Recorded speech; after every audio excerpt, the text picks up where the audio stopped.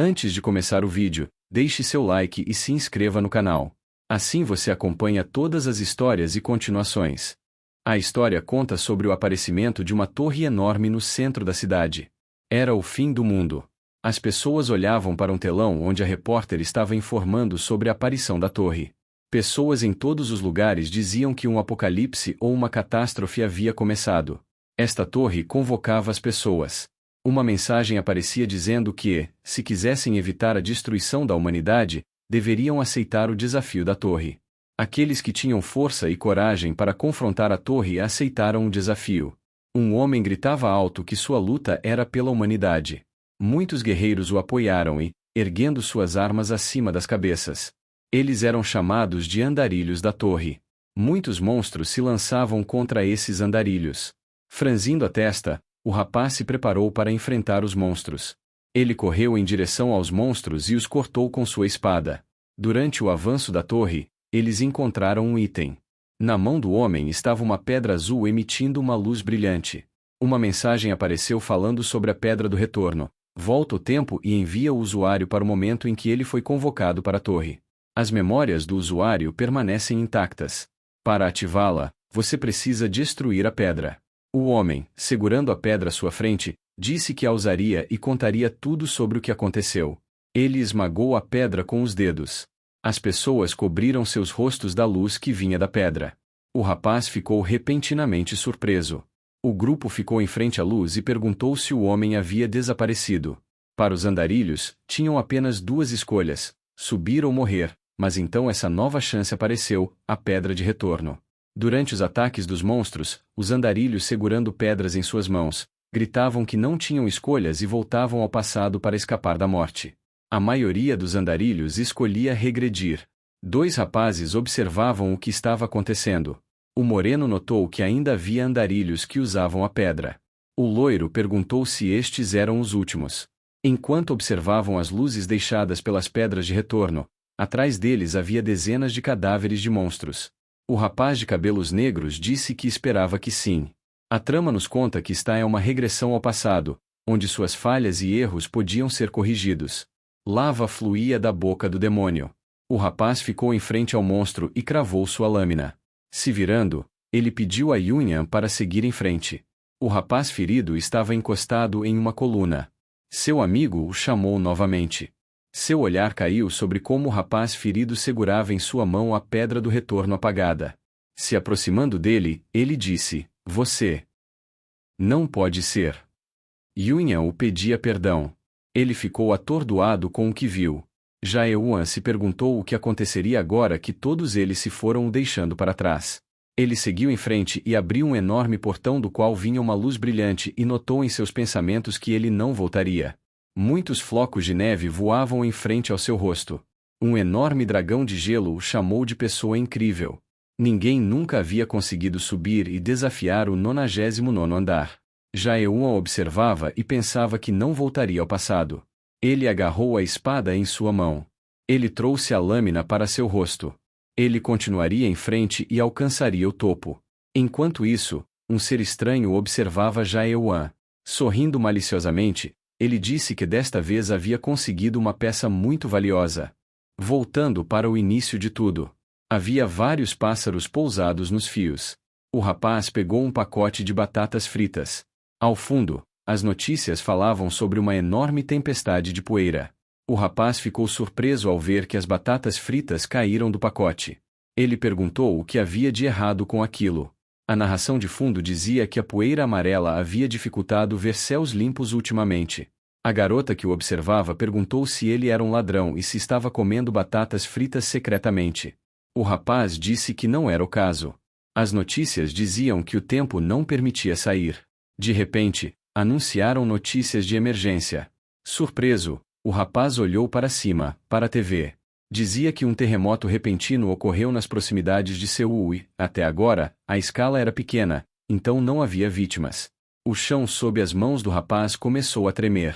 As notícias relataram que a agência geológica disse que o tamanho do terremoto estava aumentando lentamente, com uma declaração pública de que um plano de resposta era necessário.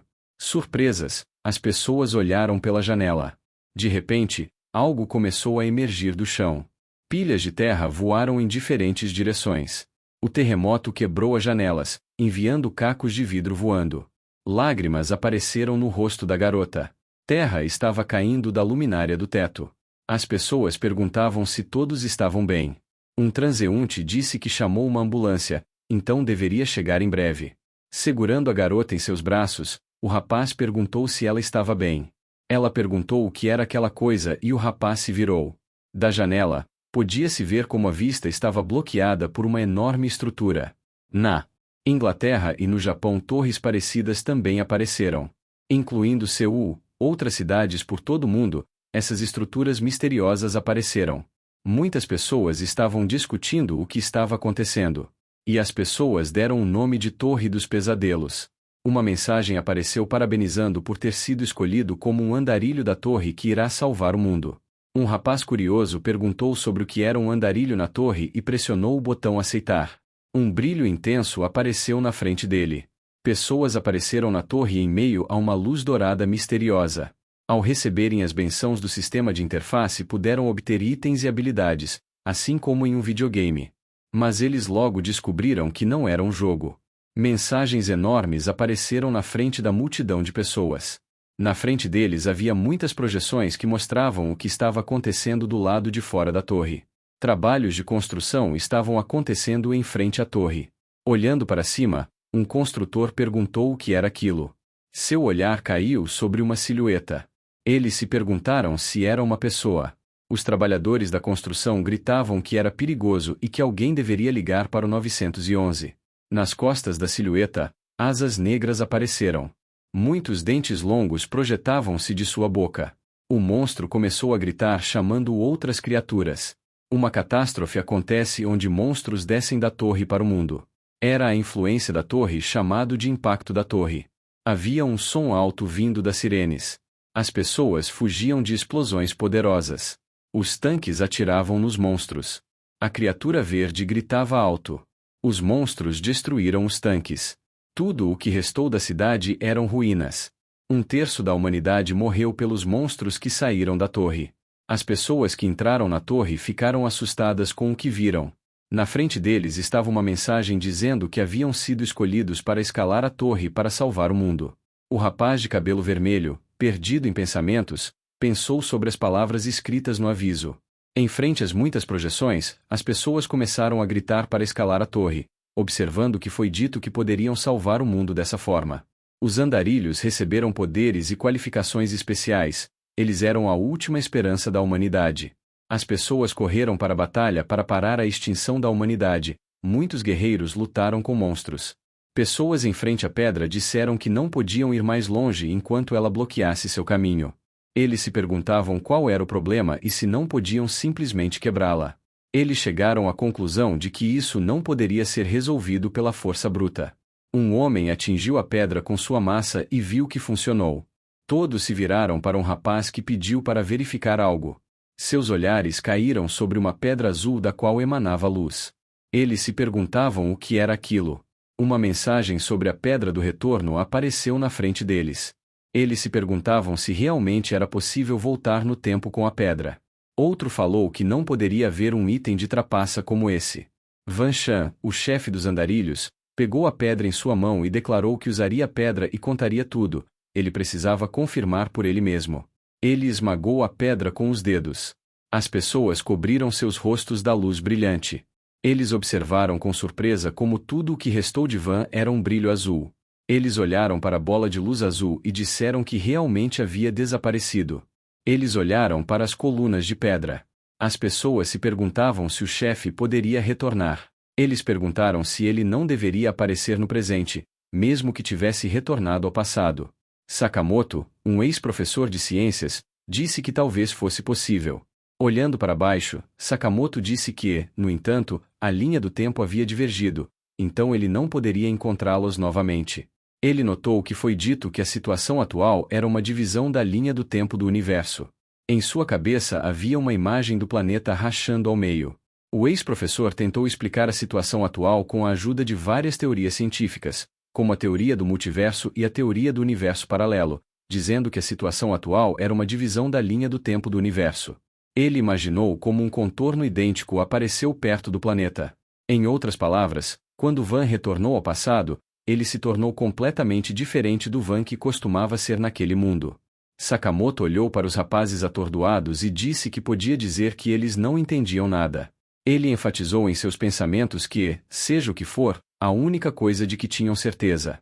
Sakamoto imaginou a imagem de Van e continuou seu pensamento observando que ele havia retornado ao passado e, mesmo que voltasse ao passado, seu mundo atual não mudaria. Ele se lembrou da projeção sobre a Pedra do Retorno e até onde sabia, os itens da torre nunca haviam mentido. Segurando a pedra à sua frente, Sakamoto disse que esta pedra poderia retornar cada um deles a um quadro temporal único. Ele notou que isso é tudo hipotético, mas é possível que todas as pessoas usando esta pedra sejam enviadas para a mesma linha do tempo. Seu olhar caiu sobre a Pedra do Retorno. Sakamoto disse que os objetos nesta torre têm habilidades que excedem em muito o conhecimento humano. Naquele instante do lado de fora da torre, nuvens ficaram vermelhas. A torre foi atingida por um raio vermelho. Um segundo impacto aconteceu depois disso. Os monstros corriam em velocidade. Muitos demônios saíam da torre. E antes que cada pessoa na Terra morresse, os andarilhos tinham que tomar uma decisão. Eles tinham que escolher voltar no tempo usando a Pedra do Retorno ou ficar lá e morrer. O monstro matou várias pessoas. As pessoas tentavam escapar do demônio. Ele matou um homem que, gritando, pedia para ser salvo. Os andarilhos desesperados diziam que estava tudo acabado e não havia mais esperança.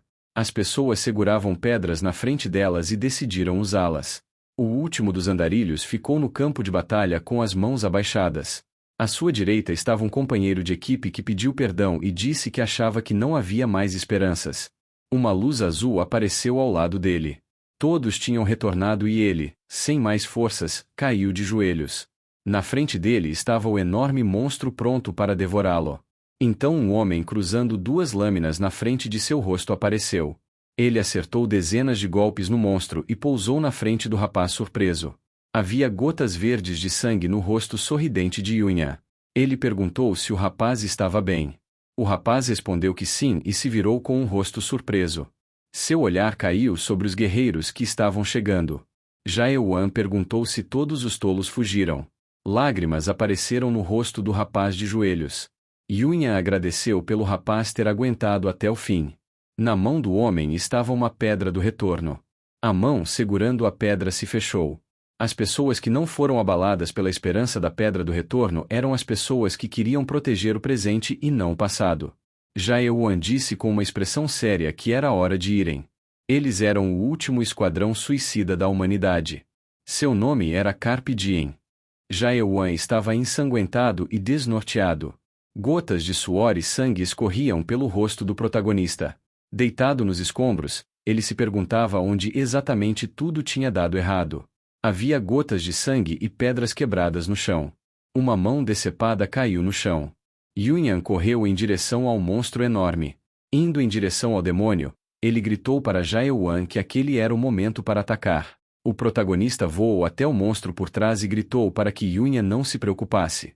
O protagonista balançou sua katana e Yunya se preparou para atacar junto.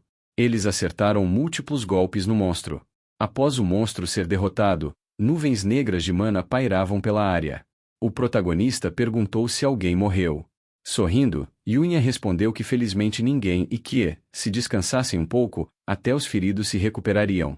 O protagonista sugeriu que, nesse ritmo, seria possível ir até o último andar. O olhar de Jae-wan caiu sobre o guerreiro que perdeu sua mão. Todos, apesar de feridos, acenaram com um sorriso em seus rostos. Ele olhou para o lado e viu uma lâmina deitada no chão. Uma mensagem apareceu dizendo que era a espada supressora de dragões. Jae-wan leu a descrição que dizia que o fantasma tigre, o mestre do 85º andar, forjou esta espada durante 1000 dias e 1000 noites para matar um dragão, e ela tem a energia do sol e da lua. Pegando a espada em sua mão, o protagonista notou em seus pensamentos que uma arma mais forte havia aparecido na hora certa. Ele percebeu que era exatamente como Yunya disse, enquanto olhava para a lâmina. Jae-wan não sabia se eles realmente seriam capazes de ir até o último andar, mas tinham que continuar. O protagonista, mergulhado em pensamentos, notou que achava que as coisas estavam indo bem. Mas agora o rosto de Jae-wan estava perplexo. A trama nos leva ao 98º andar, em uma sala de fogo infernal. Na frente do protagonista estava um demônio enorme com vapor saindo de sua boca. Gotas de sangue escorriam por sua lâmina. O machado deitado no chão derreteu. Seus companheiros estavam mortos. Jae-Yuan estava em choque com o que estava acontecendo. Em meio a isso, a mão do monstro estava indo em sua direção. O monstro jogou o protagonista na parede. Sangue começou a jorrar da boca de Jae-Yuan. Seu olhar ficou vazio. Em seus pensamentos ele dizia que não adiantava mais. Na cabeça do protagonista, suas memórias com seu esquadrão se dividiram. Ele percebeu todo o tempo que passaram juntos. Gotas de suor escorriam pelo rosto de Jae-Yuan.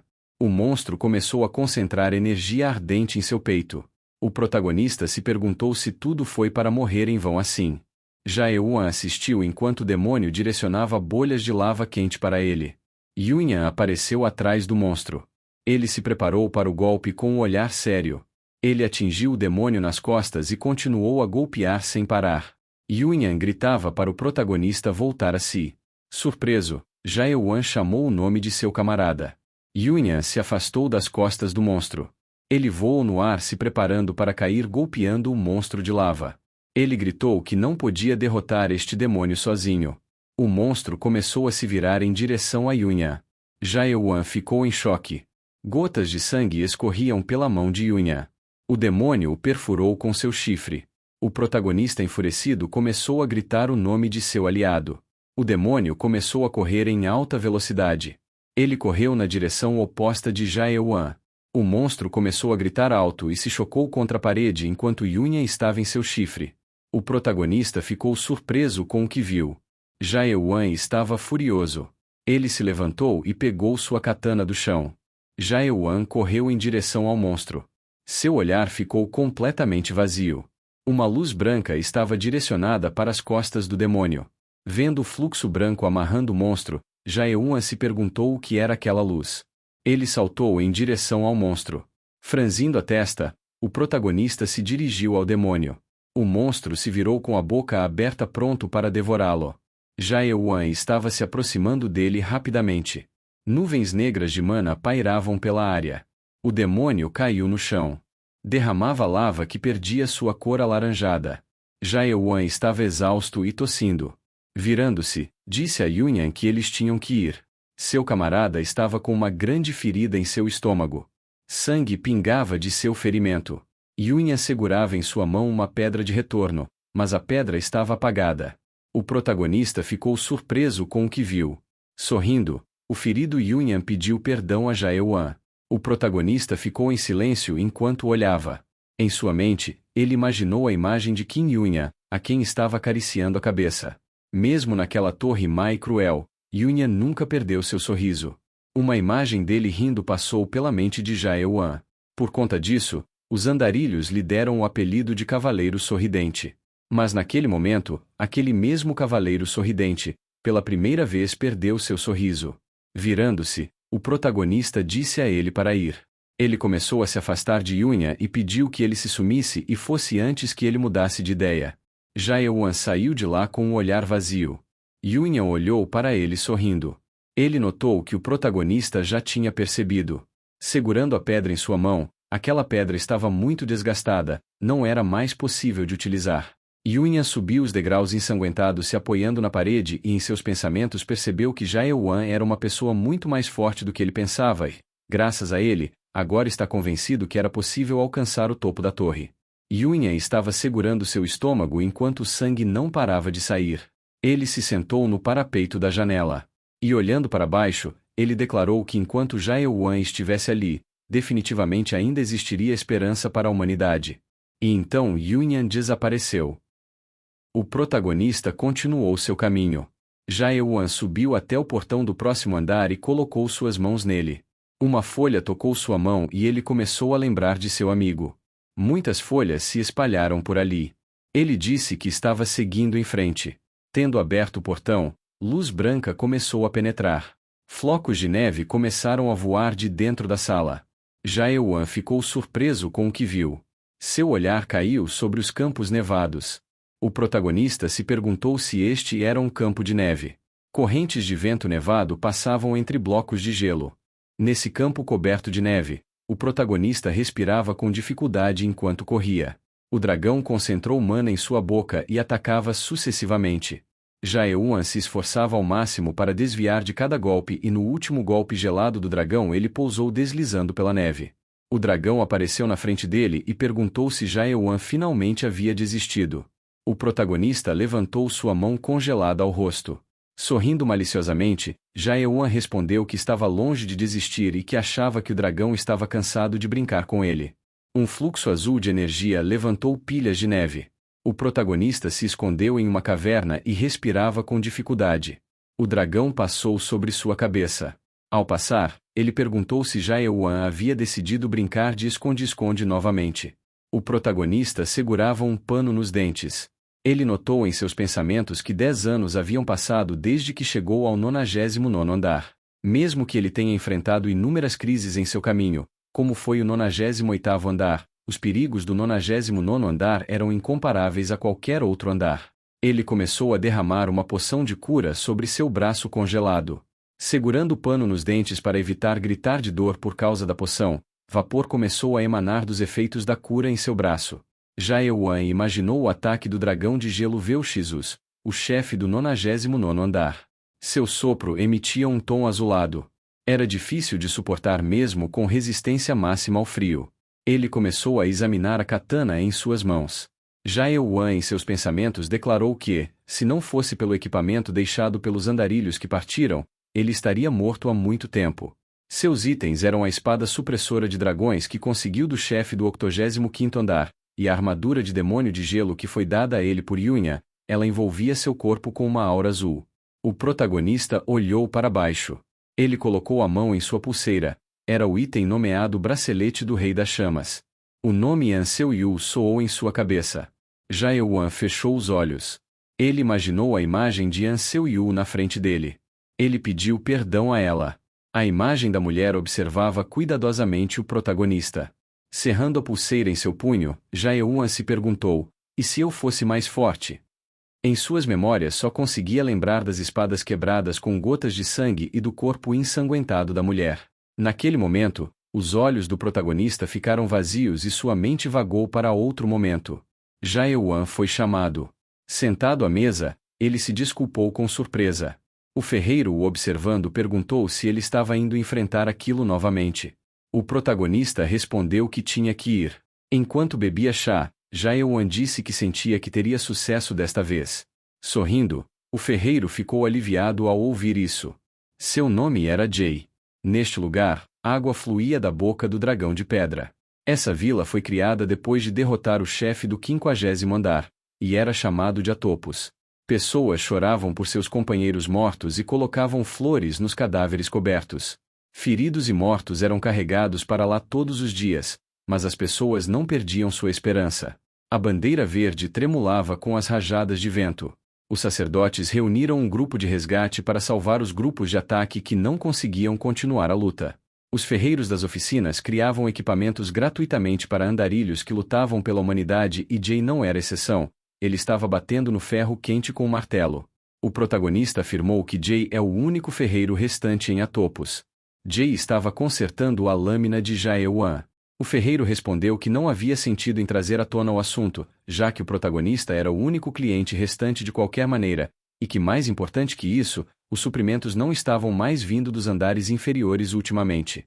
Jay continuou dizendo que até alguns meses atrás ainda havia uma linha de suprimento de minerais. Franzindo a testa, Jae-Wan enfatizou em seus pensamentos que isso era natural. O protagonista, com um olhar sério e pensativo, declarou que não havia muitas pessoas vivas restantes nesta torre. Jae-Wan nem sequer sabia mais que ano estavam. Ele apresentou as ruínas da cidade e disse que o impacto da torre já havia acontecido mais de 10 vezes. Uma imagem apareceu na cabeça do protagonista de como ele estava no primeiro andar. Jae-Wan destacou o fato de que, há algum tempo, as pessoas pararam de aparecer na arena de invocação no primeiro andar. Olhando para o ferreiro, o protagonista disse que era seguro presumir que os humanos na torre foram massacrados. Jay ouviu silenciosamente o discurso do Jae-Wan, continuando a forjar a espada. O ferreiro perguntou se havia algo que estivesse na mente do protagonista enquanto ele subia e descia a torre ultimamente. Surpreso, Jaewan pensou que, mesmo que a torre seja a mesma de sempre, ele se imaginou em pé perto de uma grande pedra.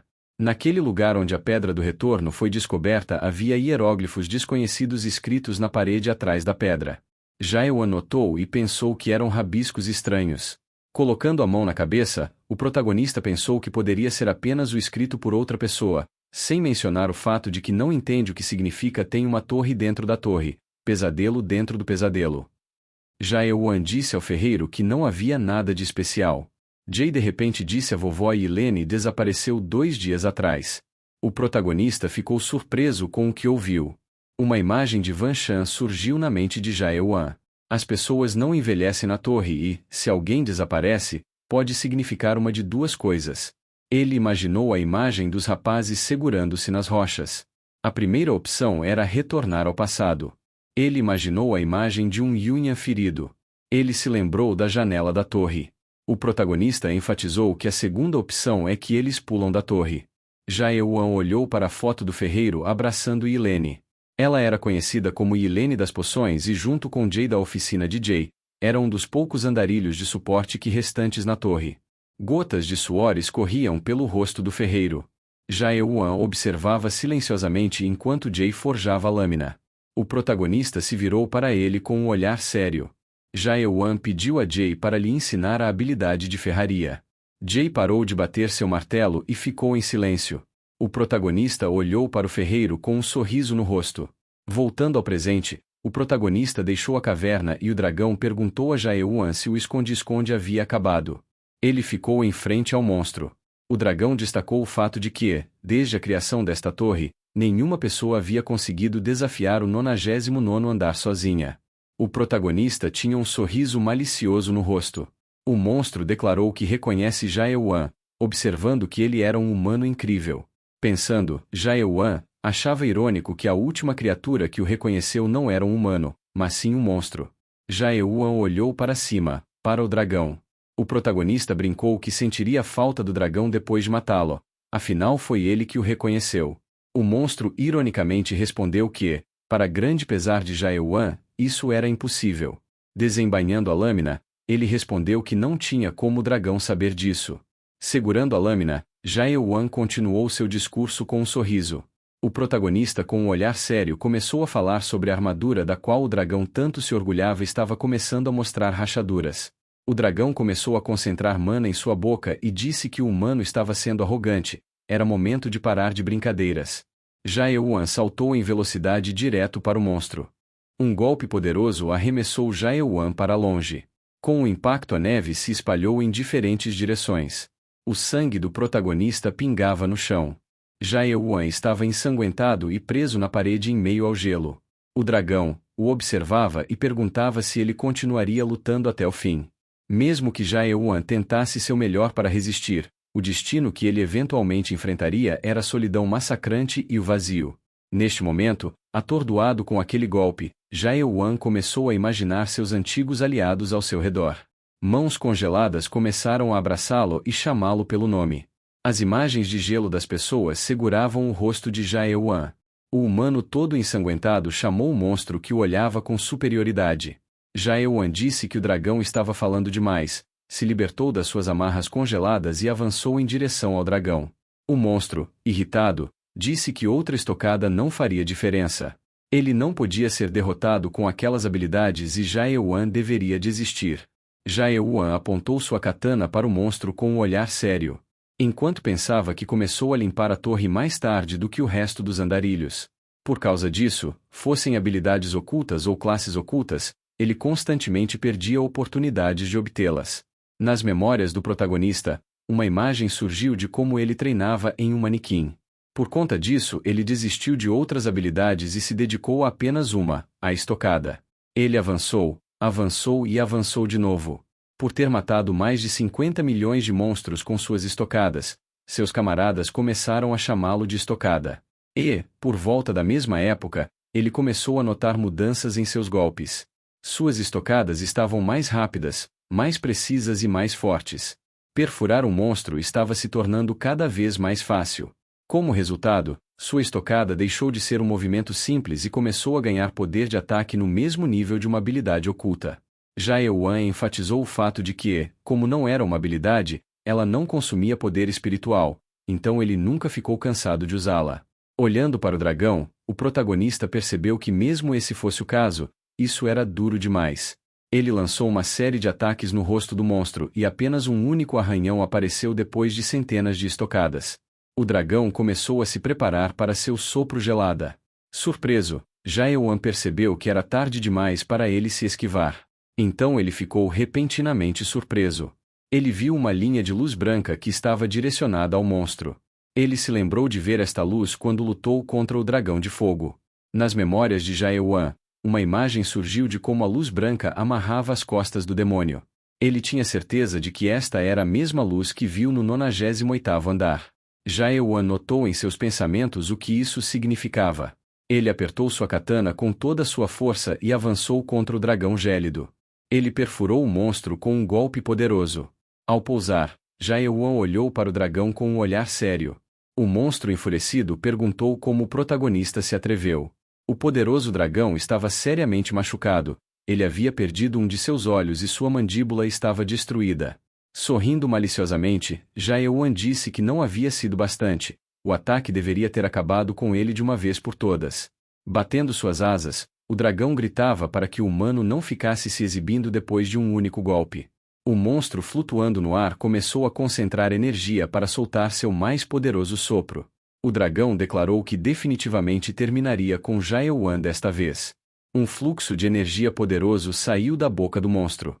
O protagonista tentava desviar de todos os ataques do dragão. Pulando, Jaeoan se perguntou quantos mais ataques aéreos ele iria receber. Franzindo a testa, ele percebeu que se continuasse assim não teria chance de vencer.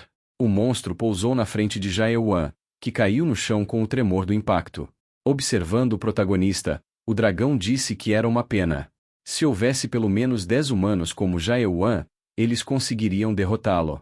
Exausto, Jaeoan mandou o monstro calar a boca. Ele estava apenas se fazendo de durão, mas estava com o corpo todo danificado. O dragão disse que, se apenas os humanos não tivessem sido enganados pela Pedra do Pesadelo, o destino poderia ter sido completamente mudado. Era uma pena.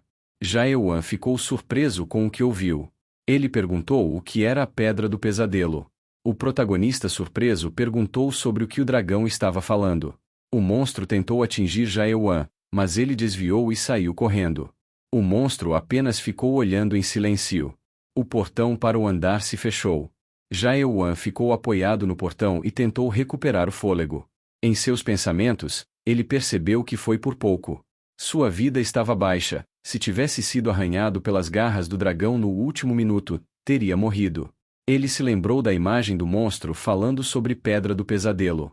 Gotas de sangue e suor escorriam pelo rosto de Jaeoan. Levantando seu olhar, ele se perguntou o que a Pedra dos Pesadelos significava. 5 anos se passaram desde então. Um enorme objeto caiu no chão gelado. A mandíbula do dragão gélido caiu no chão, quebrando o gelo. Muitas notificações apareceram. Elas diziam que o protagonista recebeu o título Pesadelo do 99º andar. O nível de usuário havia atingido seu limite. A vitalidade havia atingido seu limite. As habilidades marciais haviam atingido seu limite. A agilidade havia atingido seu limite. O protagonista descartou as mensagens. Sentado no cadáver do dragão de gelo, Jaeoan reclamava que tantas janelas estavam surgindo. Desviando o olhar, o protagonista chamou o monstro. Ele perguntou sobre o que era a Pedra do Pesadelo. O dragão coberto em sangue negro respondeu que Jaeoan já sabia a resposta para essa pergunta. O corpo do monstro estava completamente em pedaços. Uma lâmina negra apareceu em meio à poça negra. O dragão disse que Jaeoan aprenderia tudo no último andar. Uma mensagem sobre a espada do dragão de gelo apareceu. A espada estava imbuída com a respiração do dragão de gelo Vel'Shizuz. Quando seu dono mostra sua vontade de lutar, a lâmina da espada se abre. Examinando a empunhadura, Jaeoan pensava que não parecia muito uma espada, talvez fosse uma adaga? De repente ficou surpreso. Ele viu o sangue negro do dragão começar a voar para cima. Um espaço negro apareceu na frente dele. Jae-Wan perguntou se era a porta. Seu olhar caiu sobre a inscrição acima da porta, o número 100. O protagonista pensou que finalmente este era o último andar. Jae-Wan apenas disse que era hora de ir. O protagonista entrou no portal negro. Acima da porta, o sinal sobre o 100º andar começou a desaparecer. A inscrição mudou para a sala de controle. E aí, o que achou da história? Deixa nos comentários suas dicas ou qual obra você quer que eu traga. Quem sabe a próxima escolha não é a sua.